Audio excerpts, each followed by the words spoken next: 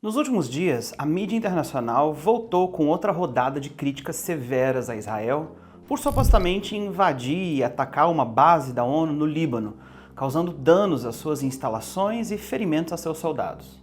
Mas, pera, a ONU tem soldados no Líbano? Que história é essa? Então, vamos compreender a UNIFIL, a Força Interina das Nações Unidas.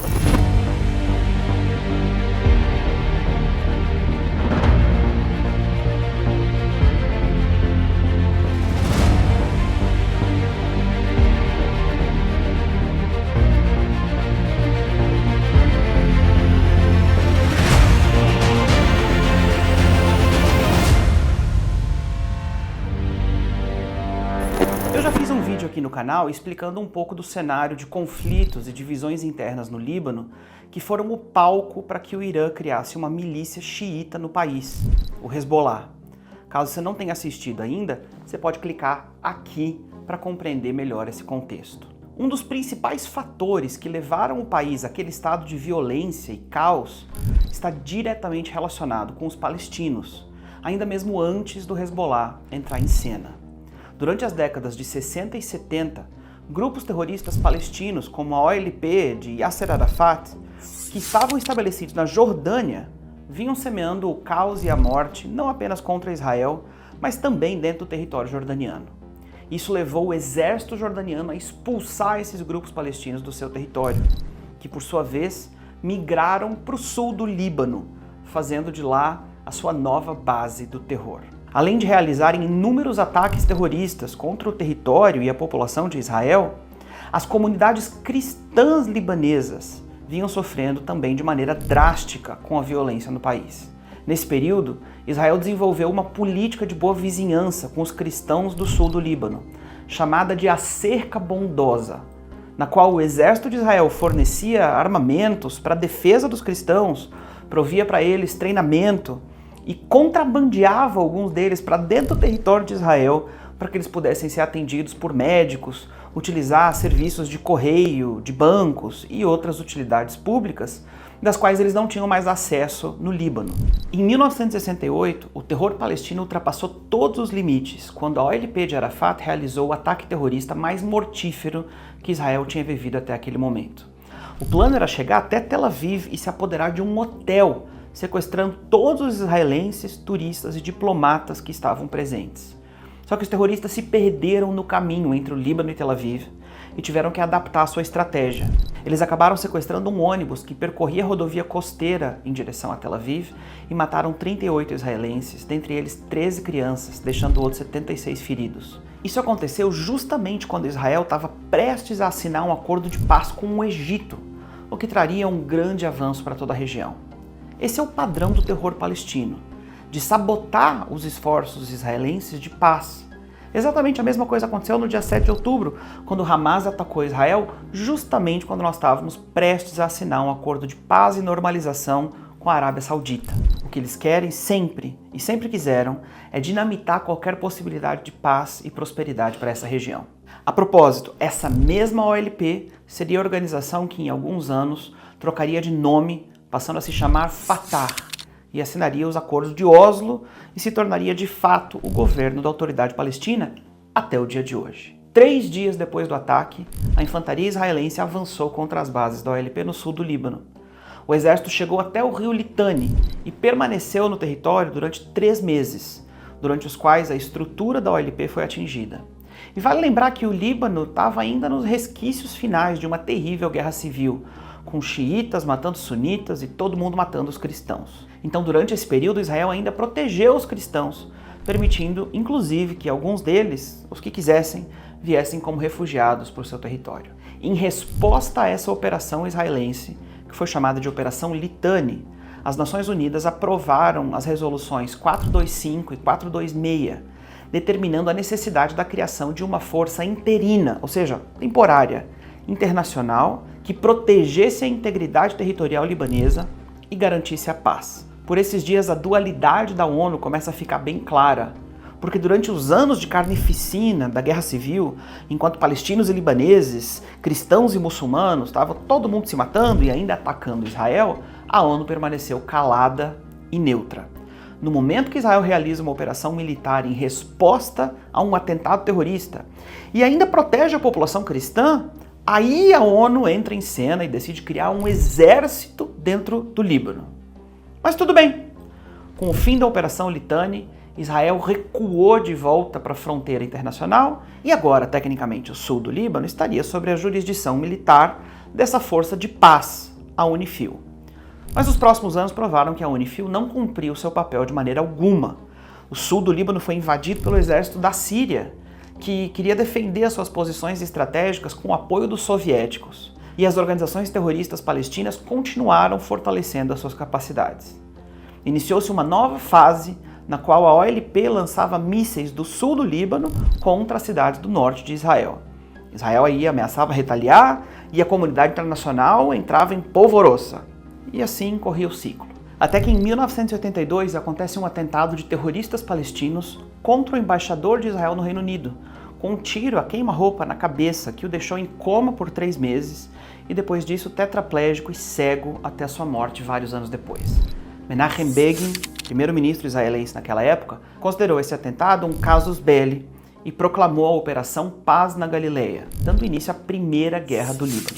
O plano era desabilitar os ataques constantes de mísseis contra a Galileia e apoiar uma mudança de regime no Líbano, estabelecendo um governo cristão no país. Na verdade, o presidente Bashir Gemayel foi eleito em 1982 e ele era o líder das forças libanesas, uma organização que unificava os diferentes grupos cristãos pelo Líbano. As forças libanesas lutaram junto com o exército israelense contra a Síria e contra a OLP, chegando a impor um cerco em Beirute, a capital. Israel esperava obter uma estabilidade para o presidente cristão e poder assinar um acordo de paz que garantisse 40 anos de paz entre Israel e o Líbano. Só que Bashir Gemayel foi assassinado com uma bomba colocada em um local onde ele ia realizar um discurso. E com ele morreram as chances de um governo cristão no Líbano e da paz com Israel. Após algum tempo, a OLP assinou um acordo com forças internacionais que permitiam o seu exílio do Líbano, ou seja, eles fugiram de lá e aí Israel se retirou do território libanês. O Irã encontrou uma oportunidade para expandir a sua influência na região e justamente nesse período patrocinou o estabelecimento do Hezbollah, que assumiu a postura hostil contra Israel no vácuo deixado pela OLP. Em 2004, a ONU implementou outra resolução, a 1559, que previa o desarmamento completo do Hezbollah e de qualquer outra milícia no Líbano. Aí estava uma tarefa para a UNIFIL, mas como sempre, as resoluções contra os terroristas não saem do papel. E as hostilidades e ataques continuaram até que em 2006 o Hezbollah lançou um ataque massivo de mísseis contra o norte de Israel, enquanto terroristas rompiam a fronteira e invadiam o território israelense com o propósito de matar e sequestrar pessoas. E de novo eu pergunto, familiar? Na ocasião, a célula terrorista matou 3 soldados e sequestrou outros 2 em vida. Em resposta, Israel lançou uma operação que durou 34 dias contra o Hezbollah, efetivamente desencadeando a Segunda Guerra no Líbano. Na ocasião, o governo libanês e o exército libanês não se envolveram no conflito. Para chegar a um acordo de cessar-fogo, a ONU aprovou com unanimidade a Resolução 1701, que previa que as únicas forças armadas no sul do Líbano, especificamente entre o rio Litani e a fronteira com Israel, seriam o exército libanês e a UNIFIL. A resolução foi aceita pelo governo libanês em unanimidade, foi aceita pelo governo israelense e foi inclusive aceita pelo Hezbollah. O número de tropas da UNIFIL para cumprir a resolução foi expandido drasticamente, indo de cerca de 4.000 em 1978 para mais de 10.000 agora. E ainda assim, justamente nessa região do sul do Líbano, os últimos 20 anos trouxeram o desenvolvimento militar do Hezbollah, de modo que o grupo terrorista tenha se tornado a organização paramilitar mais bem armada do mundo. Milhares e milhares de mísseis e depósitos de artilharia foram construídos no sul do Líbano. O grupo realizou treinamentos, desenvolveu bases militares para comportarem dezenas de milhares de combatentes. Túneis subterrâneos foram escavados ao longo de toda a fronteira com o norte de Israel. Bases de lançamento de mísseis foram instaladas em prédios civis. Dê uma olhadinha, por exemplo, nesse vídeo. Da entrada de um desses túneis, localizada a poucos metros de uma torre de vigia da Unifil. Como é que é possível que uma organização com um orçamento de $500 bilhão ao ano, que tenha sido estabelecida exclusivamente com o propósito de garantir a soberania libanesa e o impedimento da proliferação de milícias armadas, como que é possível que justamente o oposto esteja acontecendo? E pior, nos últimos 20 anos, quando é que você ouviu falar da Unifil? Durante a última década, enquanto o Hezbollah se fortalecia e lançava mísseis constantemente contra o sul de Israel, quando é que você ouviu o Antônio Guterres, secretário-geral da ONU, soando o alarme, dizendo que havia um problema ali, que as leis internacionais estavam sendo quebradas, que abusos estavam sendo cometidos? Alguma vez? Ao longo desse último ano inteiro, durante o qual todo santo dia o Hezbollah lançou mísseis contra o norte de Israel, a Unifil não se manifestou nenhuma única vez. A primeira vez que nós ouvimos deles foi justamente no início da ofensiva israelense, quando a Unifil expõe um comunicado oficial alertando da grave preocupação com a ofensiva israelense, que é uma séria violação do direito internacional. É sério isso? Eu não sei quanto a vocês, mas eu passei daquela fase de ingenuidade, de acreditar que esse povo realmente acredita no que eles estão dizendo. Não é possível que eles assistiram por 2 décadas um grupo terrorista financiado pelo regime iraniano ter a retórica mais bélica e as atitudes mais monstruosas, e eles consideravam que estava tudo bem. E que apenas agora, com o início da defesa de Israel, é que a sua bússola moral acusa algum problema. Já diz o velho ditado: se parece com um pato, e nada como um pato, e grasna como um pato, então provavelmente é um burocrata corrupto que está mamando o dólar da chupeta da ONU. E esse padrão está tão evidente na ONU que eu não sei como que esse órgão ainda existe. A ONU procura uma situação de crise, estabelece uma agência humanitária, emparelha essa agência com milhares de burocratas com salários altíssimos. E depois o povo se pergunta por que é que a situação não se resolve.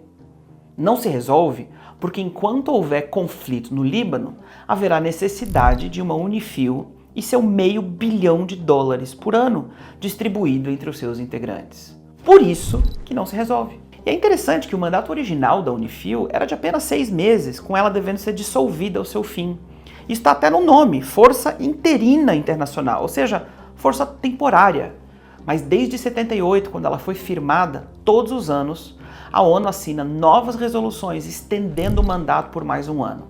A solução, que devia ser temporária para cumprir um objetivo de desarmar as milícias libanesas e estabelecer a paz e depois se desfazer, torna-se permanente. Esse é exatamente o mesmo padrão da UNRWA em Gaza. E você pode clicar aqui para assistir uma análise profunda que eu fiz sobre esse órgão da ONU que opera em Gaza e o seu papel de facilitar o terror.